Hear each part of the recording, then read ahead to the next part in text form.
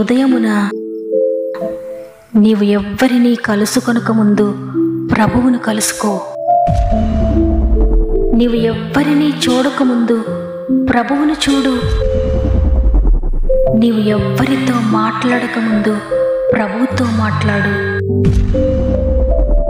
నీవు దేనిని వెదకకముందు ఆయన రాజ్యమును, నీతిని వెదకు.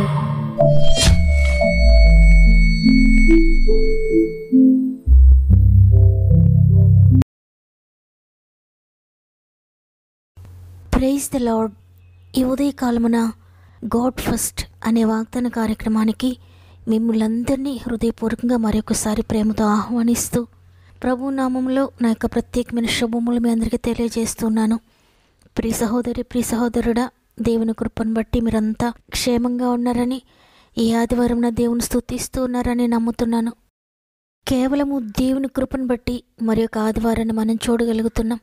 గతించిన వారమంతా దేవుడు మనకు సహాయకుడిగా ఉండి, మనకు తోడుగా ఉండి, తన రెక్కల చాటున మనల్ని, మన కుటుంబాలను భద్రపరిచి, క్షేమమిచ్చి, సమాధానమిచ్చి, ఆరోగ్యమిచ్చి, అనేక వారములు, అనేక నెలలు, అనేక సంవత్సరములు మనకు దయచేస్తున్నారు.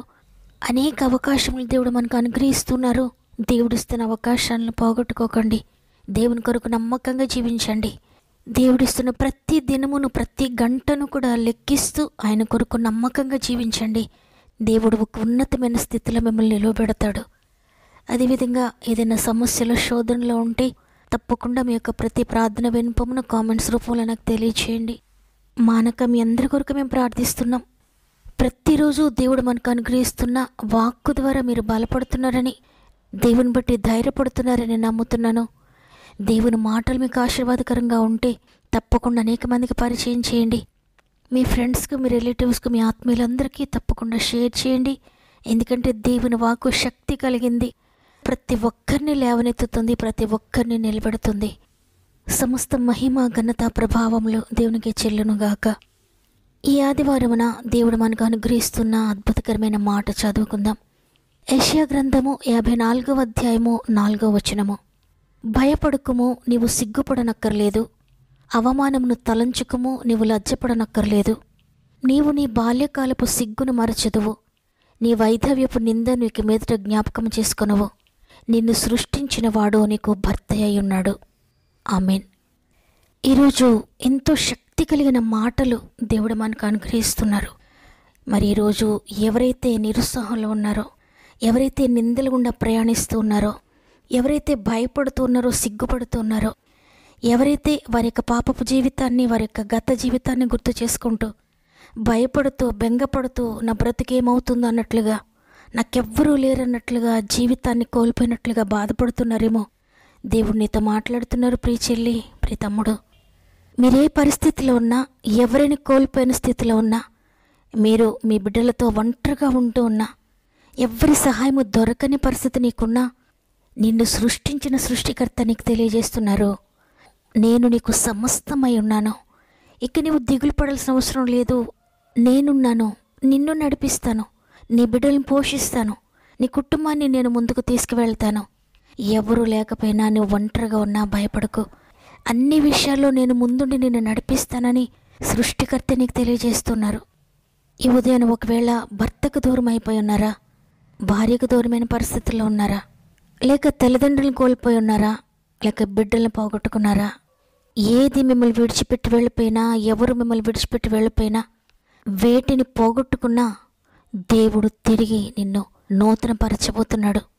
ఈ లోకంలో భర్త కంటే, భార్య కంటే, బిడ్డల కంటే, తల్లిదండ్రుల కంటే, బంధువుల కంటే, స్నేహితుల కంటే, ఈ లోకంలో నిన్ను ప్రేమించే వారందరికంటే ఎక్కువగా నీ సృష్టికర్త నిన్ను ప్రేమిస్తున్నాడు.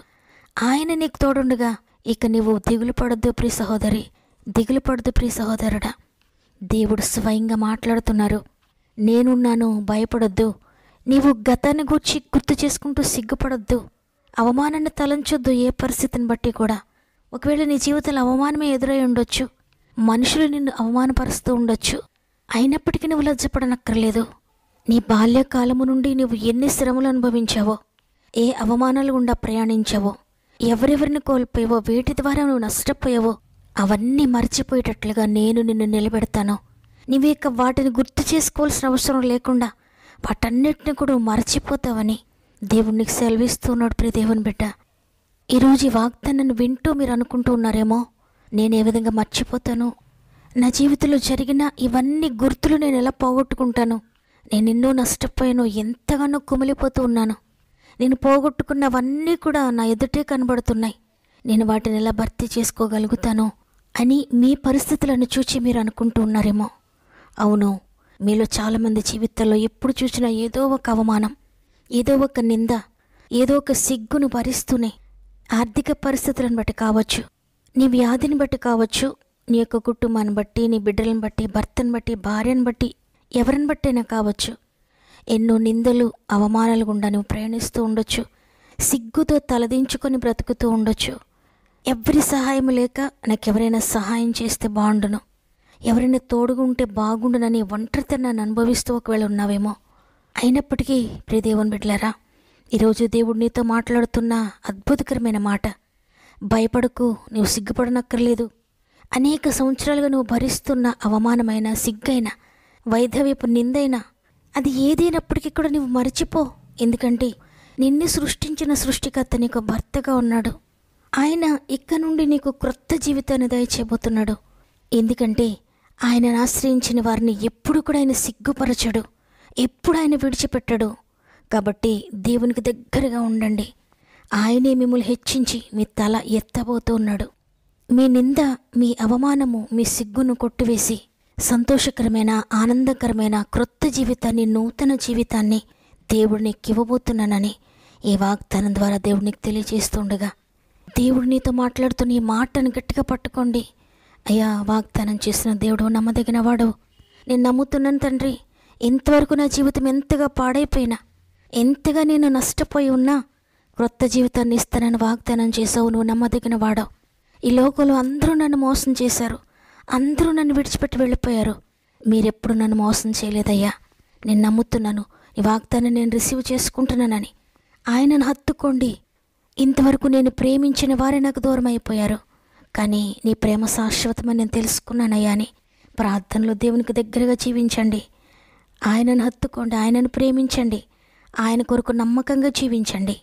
నీవే అవమానం గుండా ప్రయాణిస్తున్నావో, ఏ సిగ్గు గుండా ప్రయాణిస్తున్నావో, ఏవైతే నీకు దూరం అయిపోయాయో, వేటిని గూర్చైతే దినదినము నువ్వు నలిగిపోతున్నావో, ఏ జ్ఞాపకాలైతే నిన్ను కృంగదీస్తున్నాయో, అవన్నీ మర్చిపోయేటట్లుగా దేవుడు నీ జీవితాన్ని మారుస్తానని ఈరోజు తెలియజేస్తున్నారు. కాబట్టి దేవునికి లోబడి ఉండండి, వాగ్దానాన్ని నమ్మండి. నమ్మితే మీ జీవితంలో మహిమని చూడబోతున్నారు. ఎందుకంటే నమ్ముట నీ వలనైతే నమ్మువానికి సమస్తము సాధ్యమని దేవుడు సెలవిచ్చారు. కాబట్టి నీవు నమ్ము. దేవుడు నా జీవితాన్ని బాగు చేస్తున్నాడు. ఆయన మాత్రమే నన్ను బాగు చేయగలిగిన వాడు. ఈ లోకంలో ఎవరితో చెప్పినా నన్ను హేళన చేస్తారు, ఇంకా అవమానపరుస్తారు. అందుకే నేను దేవునితోటే చెప్పుకుంటాను నా సమస్యను, నా బాధను, నా కన్నీటిని. నేను పోగొట్టుకున్నవన్నీ ఆయన సన్నిధిలోనే నేను వెతుక్కుంటాను. ఆయనే తిరిగి రెస్టోర్ చేయగలడు.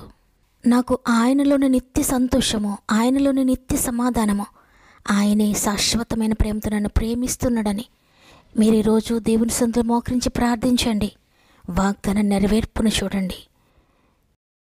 చెప్పుకుంటే సిగ్గు చేటని నేస్తమా, చెప్పకుంటే గుండె కోతని, చెప్పుకుంటే సిగ్గు చేటని నేస్తమా, చెప్పకుంటే గుండె కోతని, నీలో నీవే కృంగిపోతున్నావా,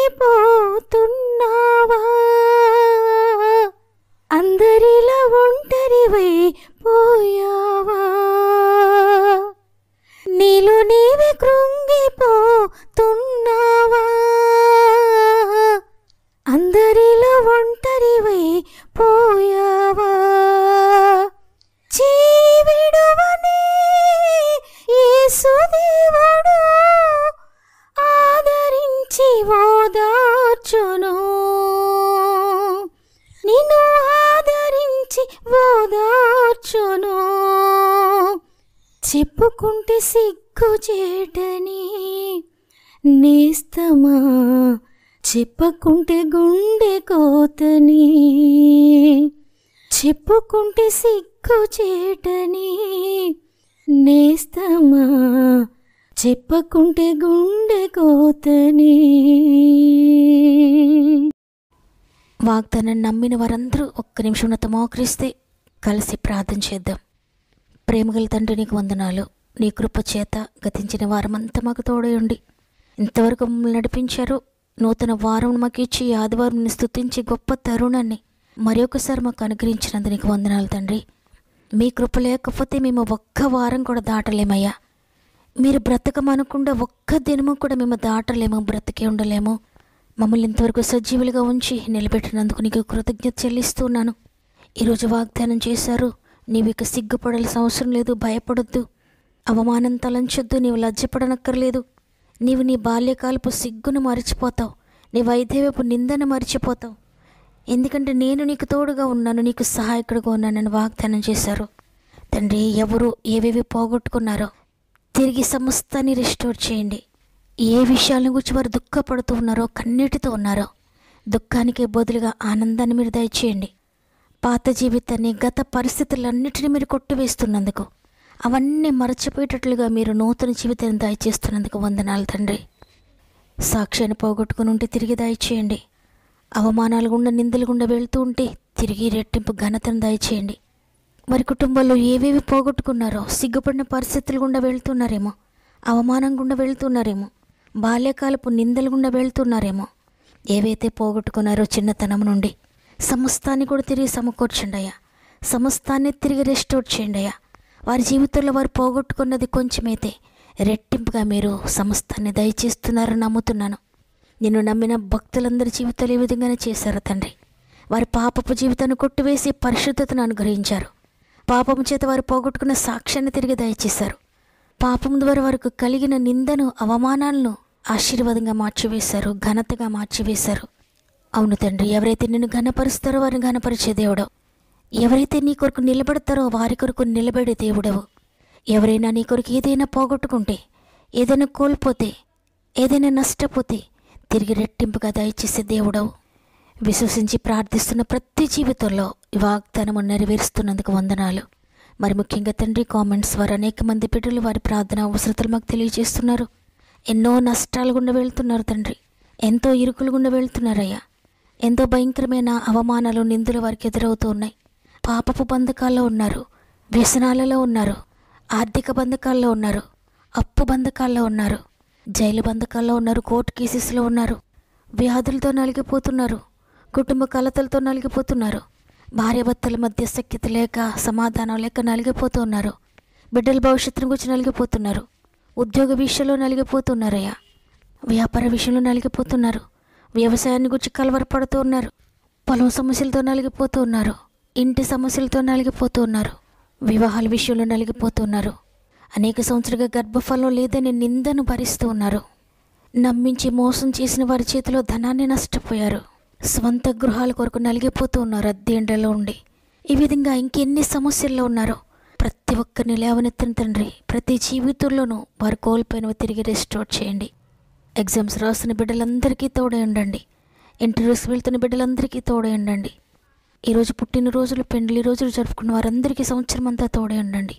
గర్భంతో ఉన్న బిడ్డలందరికీ 9 నెలలు మీరు తోడేయండి. చక్కటి సేఫ్ డెలివరీ స్థాయి చేయండి.